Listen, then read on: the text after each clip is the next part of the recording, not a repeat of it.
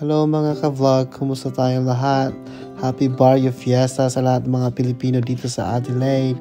Woohoo! Nagtataka kayo siguro kung bakit kami sumasayaw dyan during the Barrio Fiesta.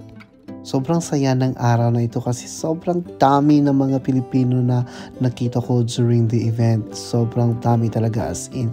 It's my first time na makapagpunta sa isang festival na pure Filipino ang makikita mo. Although may mga halo rin mga puti-puti, mga asawa, kumbaga.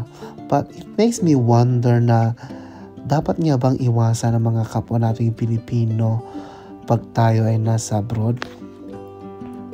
Sagutin natin yan. But first, magpaayos muna ako ng buhok para pagpunta ko sa Barrio Fiesta, yon, may fresco naman ang pagkaigurot ko. Not because of my hair, of course, but, to make myself presentable. Ayun, nakapagpaayos ako ng buhok at nakarating na ako sa Barrio Fiesta. Nung dumating ako, marami nagbabanda na, sobrang dami ng mga tao. Nagpipila rin ako sa yung mga stalls kasi sobrang dami ng mga pagkain na binibenta.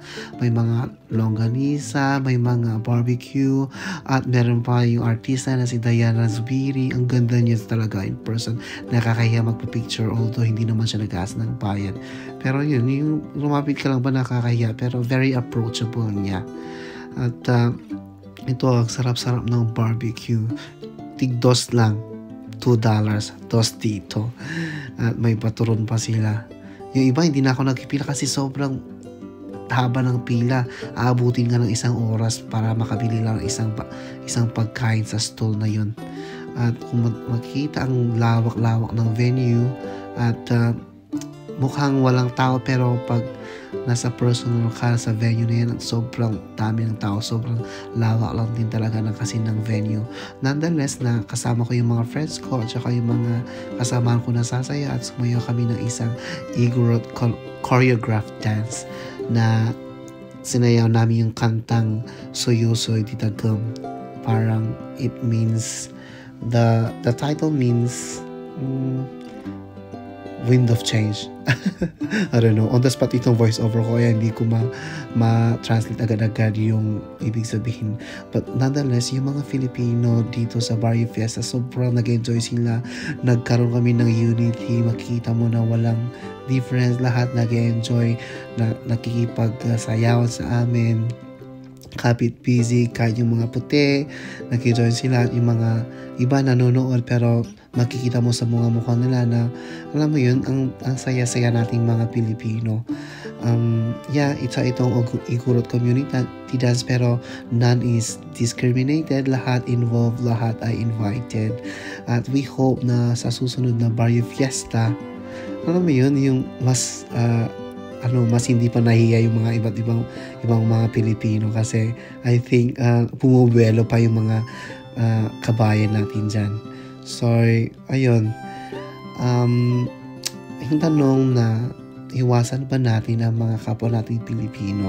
Marami tayong naririnig na ganito yung advices sa atin if bago pa lang tayo sa sa lugar na pinag-abroadan natin, hindi lang sa Australia or kahit sa iba't ibang bansa.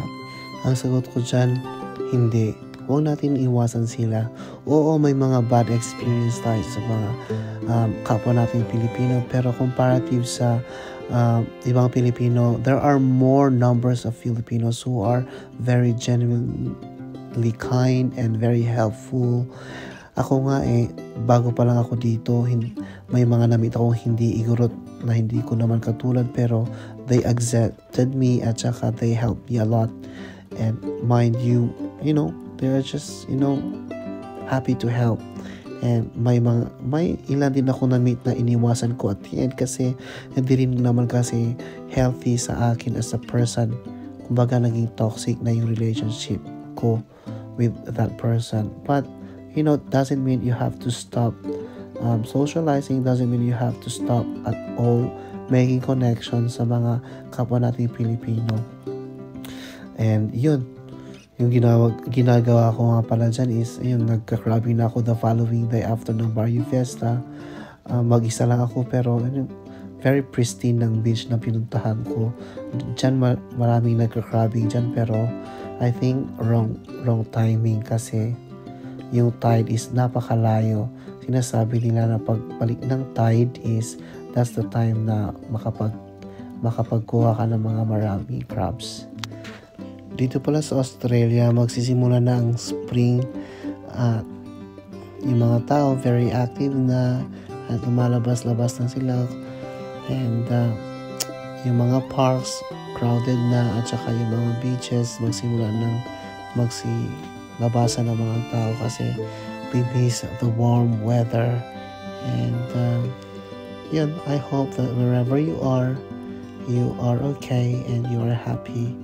Please, if you have any question, just comment down below and like and follow my Facebook. Thank you. Bye.